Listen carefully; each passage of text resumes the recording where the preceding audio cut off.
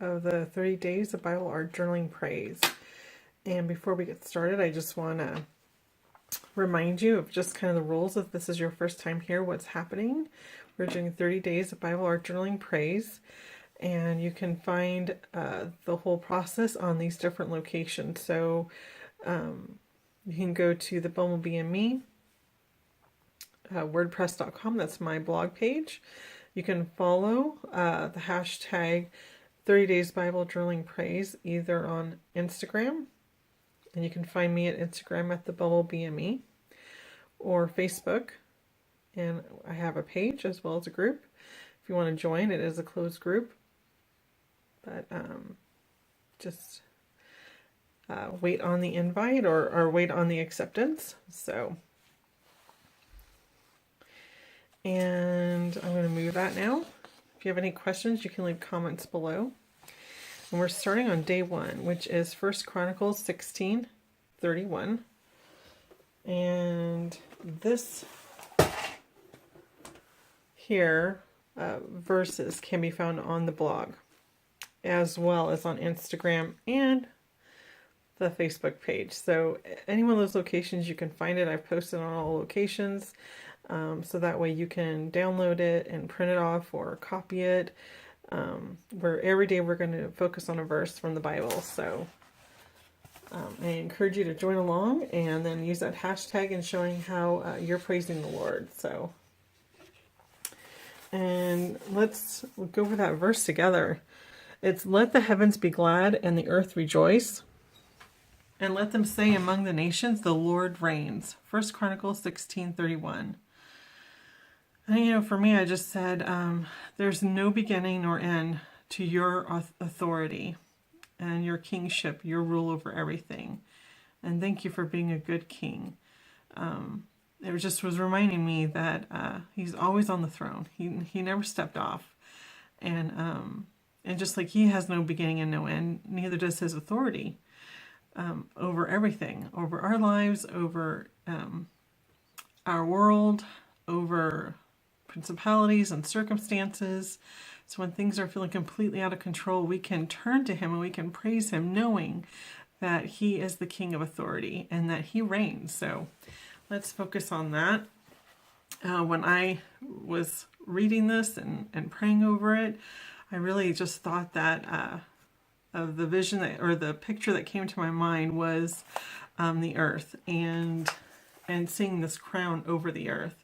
So that's what I'm going to attempt to do. I don't know how successful I'm going to be, but that is what I'm going to try.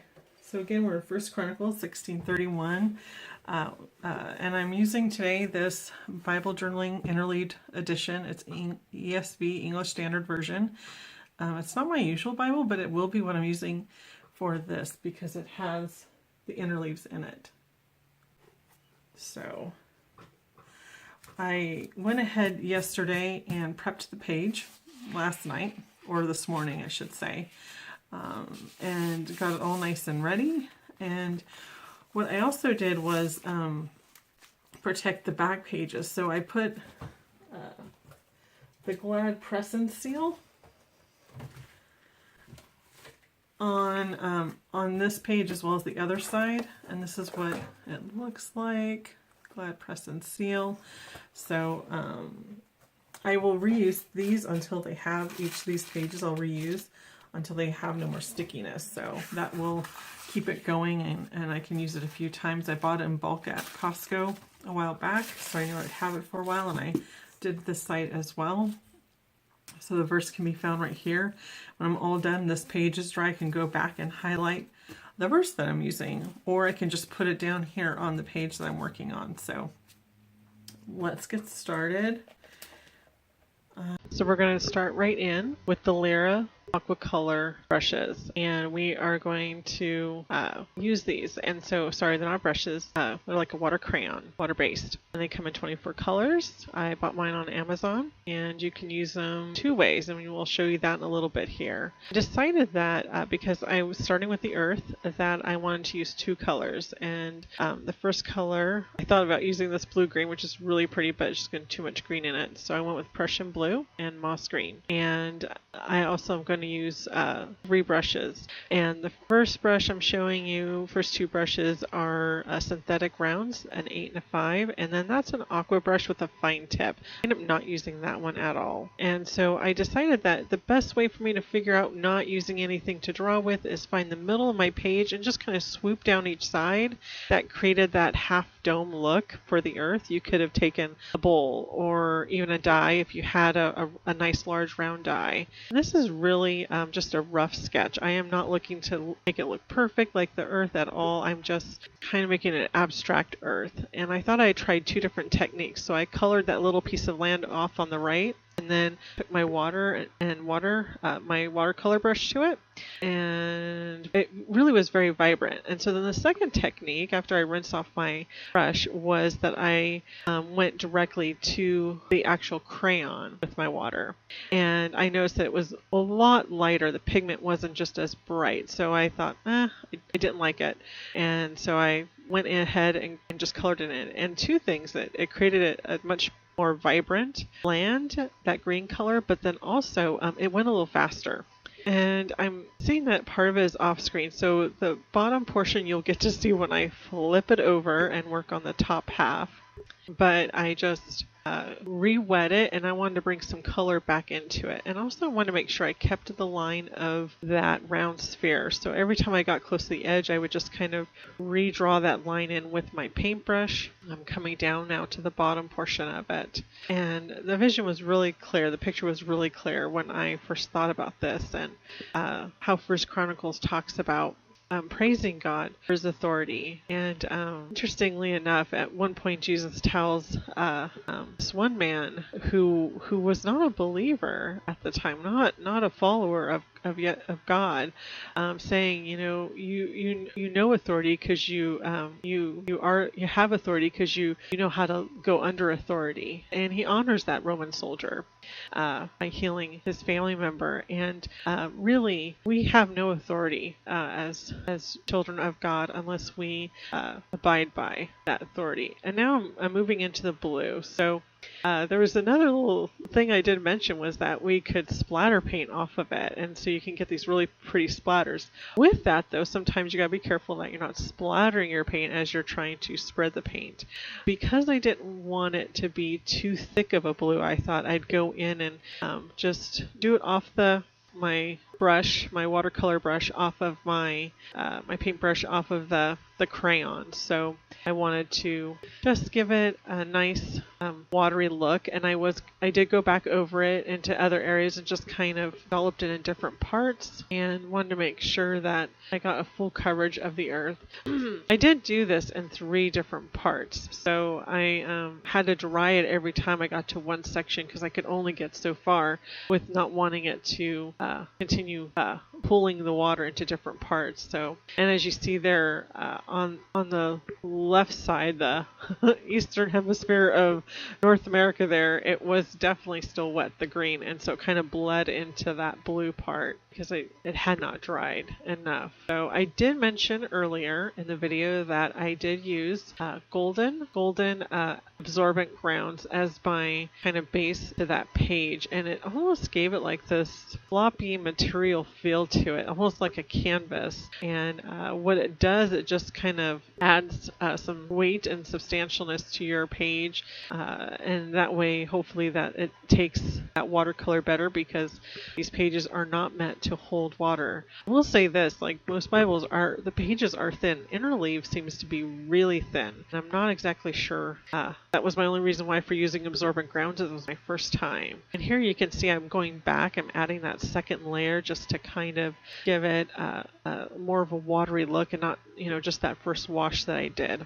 And you'll see I moved my hand around a little bit, and when I went further down I moved around even more. And it's really good to do that because you want to make sure that when you're moving your water brush around that you are not keeping your hand always the same direction, because otherwise the brush strokes are always the same direction and it doesn't have a very organic feel to it. It kind of has a mechanical look, so you want to stay away from that. The other part is that the drier your brush is and you're moving from a dry brush to that water crayon, then you're going to have a lot more pigment on your brush. But if you have a really sopping wet brush, then you are going to have more of a watered effect when you're painting with it. So it depends on what you want. You know, you have to go according to what it is that you're looking for in texture and color. So, and I'm down at the bottom so you just can't see it, but I'm putting it all away. And I am probably going to explain to you that it feels wet. I knew that I wanted to make the crown in a deep golden color. And the set has really like 3 yellows. And the yellows are off on the left side, but the golden ochre, which is what I ended up choosing, was over on the right side, not next to all the yellows. However, it really is a golden color. It kind of gives you that thought. And because I just felt like I couldn't do the swoops on the other side, so I flipped it up. So if I'm off camera, I'm sorry. Oh, I think I might have made it. But yes, there you can see it a little bit. And I'm just filling in that crown, making sure I had to be careful because that globe, the earth, is still wet.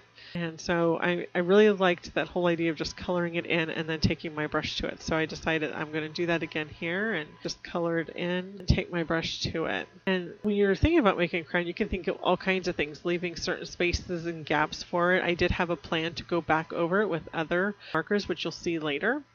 So that's why I just painted over the whole thing. It was one of those things where you want to get your light in first because I was going to do a lot of dark. So what's going to surround it, in my mind's eye, I was thinking, oh, it's going to be a galaxy kind of a look. And the crown is kind of hovering over the earth. And there's the galaxy, and you just see all these stars and colors of the night galaxy sky. So with that in mind, I really wanted to make sure that I got a light color in. So when you're laying out picture in your mind, you want to make sure, okay, what am I coloring it? How am I going to make it? What do I need to lay down first? Do I need to mask areas? Do I need to, meaning put something over it so it doesn't get paint or wet? Or do I need to paint some area first? Sometimes you can do a wash over the whole thing and then add color on top and do layers. So it just depends on what you're looking for. So I'm finishing up taking a wet brush to it, and that still is using that number 6 brush. So the 2 main brushes that I used were both purchased, I believe, at Michael's, and that one with the blue tip I have had for many years, and they still sell ones very similar to it. And this Zen brush I had purchased, I think, a year or 2 ago. It was new to them, and it's not bad. It's not bad. It's of course a synthetic, and so it's mimicking fur. It's friendly to our little critters. So if you love the real deal, then you can use those. I tend to just use the synthetics. It's affordable, and no animals were harmed. So I'm just seeing how dry is that. You don't want to usually take your hand to it. I have a bad habit of wanting to do that because there's oils in your hands, and like me, I'm holding all these crayons, so there's color on my hands. You easily transfer the color where you don't want it to go, and you don't want those oils to lay down, because if you're going to paint over it again, then you want it. So testing with your arm really is the best way to go. Of course, there I am testing with my hand, but better with the arm. I felt like it was dry enough that I probably could just go in with my 2 colors. So the 2 that I picked that you'll see there is lemon yellow, and it's called magenta, which actually matched my nails really well. And I really liked that color, that magenta color. So I really thought, oh, this will be great as a base and some fun background colors for my nighttime galaxy sky. So I just took wet brush to the crayon. Now if you have gel sticks or gelatos, those would work as well. That would definitely work. Maybe you have distress inks, and you can always, squish those onto like a white plate or a mat, craft mat of some sort, and pick up the color, and you can do it that way as well. A lot of people use, in fact, their distress inks to make like a galaxy sky, so that's very common. One of the things that I mentioned is that working in odds is best. Odd numbers in nature seems to always work best. So like if you see a flower flower arrangement. A set of 3 flowers looks really nice, or a set of 5 flowers. I know we always say a dozen red roses, but once it gets larger you can't see, but on the smaller 2 or 4 it looks awkward. But if you do like a 3 or 5 it looks really pretty. So think about the same thing when you're placing items and placing pictures on your page. Are you doing a lot of evens or odds? I end up doing 3 on top and 3 on bottom. I do see that, and they all kind of look like they match, so I don't know I would advise to do that again. I don't have a craft mat. I have that Sill pad, which I got for a few bucks, just like $2 or $3. Pretty good deal. I am drying it using my dryer, and so now I'm so sorry. My camera hangs from something, and the cord was moving my camera, so that's why it was wobbling. And I used my craft mat, quote unquote, to protect that wrap stuff that I had put down because I didn't want to melt it. So, and just checking to see how dry it is. Even if it's just a little tiny bit damp, it's not bad because this is going to all kind of mush together. So there's going to be a few layers to make this galaxy background nighttime sky. And I thought we had a gray in that mixture, but it's called sepia gray, so it's like a brown gray. And I thought, well, it looks black to me from down here on Earth, but I wonder if I was in the sky that it probably would have some browns and other colors to it. So you definitely can use a gray if you have a gray. Sometimes you can use like a nice dark blue, like a midnight blue. So maybe layering with like a deep purple and midnight blue and a black. You could do that. There's lots of options. I did make sure that I was very careful in how I went around the crown, and that I kept the crown, tried as much as possible to keep the integrity of the shape that I had initially painted it out, blocked it out. So that was how I did that, and then, as well as the edge of the earth. So I wanted to make sure that I didn't change the integrity of the shapes I had originally painted, and so just keeping that all together. And as I moved down and over, I really just think about the different parts of our lives that we think that we have control over. So when we say God reigns, our Lord reigns, and we should praise him for that. There's a lot of times I think I have control over stuff, and then the stuff I don't have control over, I have to trust him with it. But in all reality, I really have to trust him with all of it, because I really don't have control over any of it. It's just kind of an illusion. I do have control over my actions and reactions to life, but beyond that, I don't. And people are not on puppet strings, and how life turns out sometimes is not how you think it's going to turn out. I started this a while back as a result of just loving doing Bible art journaling, and I started reaching out to those in my community, seeing who else would want to do this, and there's about, I would say, 6 to a dozen of us that meet on a weekly basis, and it's always so exciting to see who God has for each of us, and I just am thankful for that, that we get to get together. And then I just really felt like God was pushing me, and at the beginning of the year, I was given a verse, and that verse really was an exciting verse to me. I thought, oh wow, this is so great. So I'll just share it with you real quick, and it's Philippians 3:13, and I'm not sure what version this is in. Oh, New Living Translation, so bear with me. No, dear brothers and sisters, I have not achieved it, but I focus on this one thing, forgetting the past and looking forward to what lies ahead. And so I flipped that over, and so just so I didn't have to drag my arm through any of what I've already painted. So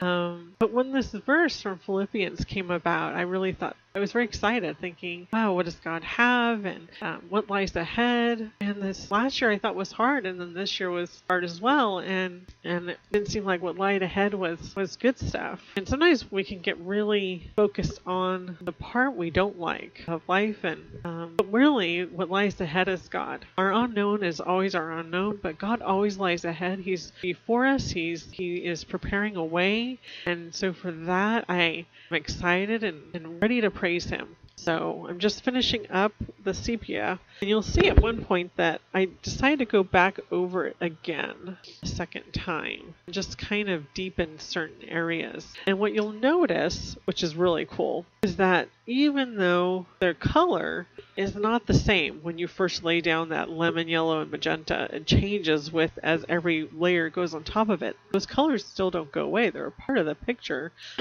And somehow they don't get too muddy either. The colors really stayed nice and true, and they peeked through. And so maybe you can imagine some aurora borealis moving over the sky as you're looking up at it, and just some beautiful colors are streaking through. And you can work any colors, maybe greens and blues, or purples and blues, or purples and greens. So and as you can see, it kind of got lighter off on that side, and that was because I had a lot of water and very little pigment. And so then I went back and picked up some more pigment, so I can kind of just balance that out a little bit, add some more in. And then after I go from the sepia color, now I'm using these names because those are the names on Lyra. So if you use a different color, the sepia is kind of like a brownish gray. Looks more gray here, but in person it looks more brown. So in a little bit thicker areas you can kind of pick up that brownish kind of gray color. So it has a very natural look, that's for sure. And so I'm just going back and kind of dotting it and giving texture and hopefully giving it dimension to the galaxy sky, night sky. That way it just doesn't have a very flat look. And because I'm going to be adding another layer onto it, it does have to dry again. So what I mentioned earlier is that I don't have a craft mat. It's something that crafters use a lot. They're great because you can put wet stuff and paint on them. They wipe off pretty easily, clean up pretty easily, but then also they're really resistant to heat. And so you can just keep going with them no matter what. And so you'll see me lift up my page again and just blast it away. And the reason why I heat it up again is because I really don't want to, it's okay if it moves it, but I don't want to just pick up all the paint that I just painted on. I want that paint to be there. So I want to get it dry before I move on to the next step. And then I pick up the black paint. So, and one of the things I noticed that, and I never noticed it before, is that I'm getting water behind on my actual craft mat. It was just pushing, when I would dry it, it would just push it right through the paper. So even though I did put absorbent grounds down, I still seemed like that it pushed water through. And again, this is my first time ever using it. And then on top of that, this is definitely not watercolor paper. This is just a very, very, very delicate thin paper. And in fact, when I would advise you, if you choose to watercolor in your Bible and you're using something like a craft mat and you're moving it back and forth as you're doing different layers, I would encourage you to be really, really careful, because I felt like if I wasn't careful as I placed that silicone mat below that page, you could easily tear it, and I wouldn't want to do that. So be mindful of that. So, and I'm just filling in with black, doing again. So on a clear page, where you're not doing any type, let me see here, it was the first layer. I could have done the lemon yellow and the magenta by just doing it directly on. However, I want those to be kind of light because part of the night sky, and I didn't want to be too bright. But once you get to the point, I didn't feel comfortable in just dragging my crayon right over the top of everything I had already just painted. I don't know, because you get so much pigment that way, would it just completely cover it? I haven't really experimented enough with them to know what that would happen. But with this, I just really wanted to enjoy the coloring process with painting. And so now something I know that I was thinking as I was doing all of this is that if you really rather not work with watercolor, you don't have to work with watercolor. You just don't have watercolor. You don't have to use it. My first watercolor set that I started with when I first started doing paper crafting was from a little store, just for a couple of bucks. So you don't have to get anything fancy. You can always build up your stash, but start economical would be my suggestion. So I'm working off screen. I'm just working on the very corner edge there on the top corner that will be the top corner that's at the bottom right now. So, and yeah, don't feel like you have to rush out to get anything. If you want to draw it with pencils, that's great. If you want to do your own style, that's awesome. If you want to do it in acrylics, you totally can do it in acrylics. Now, where I live, there's not a lot of options with acrylic paints. We do have a local paint store that does carry a small selection of paints. Okay, so I'm just going to go back in one more time, dry it up. I'm getting really close to being done. Now at this point, I'm in the home stretch of it all and getting it dried off. And really, I'm just going to get down now the verse that I worked on. And I had a couple puddles that just, no matter how much I dried, those would not go away. So I just picked them up quickly with my paper towel that I had by my side as I was watercoloring. And so flip it back around. Really lucky that time I didn't make that camera really move because those wires were all right next to each other. And I decided that I wanted to, just kind of embellish that crown a little bit. And so I have these Spectrum Noir sparkle pens, and that particular set came in a set of 3. So it was a red, a blue, and a green, and they were Christmas ones. And to be honest, I don't think I've used them a whole lot for Christmas, but I've used them in other projects. They have a lot of sparkle, so I decided that I wanted to just see how much I wanted to use. And so I was trying to give you an idea of what it looks like, and then see if you could see the shimmer, but I don't think you can see it.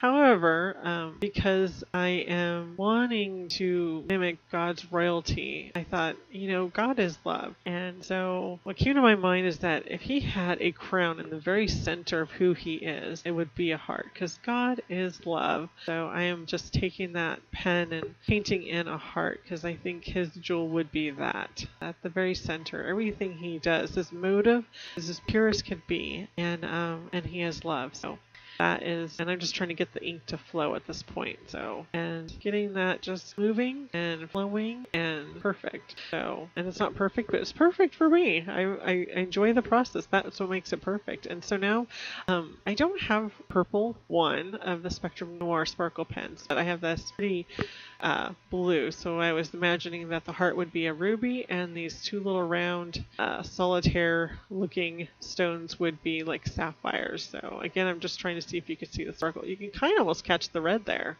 You see that there's something there. But then I tried to use my Wink of Stella to kind of glitter up the crown part of it, but it is really right at the very end of it all. So, and I felt like I needed to make a statement about who God is, and regarding specifically to this verse, just to kind of stamp it out. So I have a whole different set of pins. Oh, before I get to that though, I did want to put my verse down. There's lots of ways you could do it. You can put a sticker. I've done that lots of times. Or you can just highlight the verse, but then you might not realize what it's in relation to. That can happen. And so originally I thought, I was right. I was actually going to start with what I was going to write. So the verse talks about our Lord reigns. So what does he reign over? Well, he reigns over the earth. So I did want to get the verse down, and I was going to try originally with one of my illustrated faith pens, but I don't know why. I think it would take on watercolor, but I think the reason why it wasn't doing well is because of the absorbent crowns that I put down first. So I actually ended up using a fine tip Sharpie, ultra fine, I should say. So put the verse down. That way I know what it is. And then I went back to my Faber-Castell Pitt pen and wrote "He reigns." And just don't mind the red mark on my arm. There's mosquitoes out already, so they're biting us wonderfully, and I just need to start taking my vitamin B1. So he reigns, and I am not a brush lettering person, so this is my version of brush lettering and non-perfection, just enjoying the moment and saying this is what he reigns over. And I seriously had a total forgetful moment, thinking that the I was before the E, because I is before E except after C. However, not in this word. So I quickly try to hide my mistake and try to make that into an E first and then the I, and finish off the word. And just to make it look super happy, I add some fun little things coming from it. So just as I finish off this picture, I just want to go over again that if you want to join in at any point, make sure that you use the hashtag 30 Days Bible Journaling Praise. And with that hashtag, if you use it on Facebook, or if you join our group, the Bumblebee and Me, or on Instagram, and you post a picture, post it, and then include the hashtag in your comment that it's the hashtag 30 Days Bible Journaling Praise. And you'll be entered that week for whatever the giveaway is for that week. All of my giveaways except for one will not be international. Only one will be international, and that's because it's coming. That gift is not for me. It's actually from Imagine That Digi Stamps. I'm just finishing up with some stars here. I hope you have a wonderful day, and like this, subscribe, and stay tuned for the next day. And I look forward to seeing what you guys do. Have a wonderful night. Bye-bye. God bless.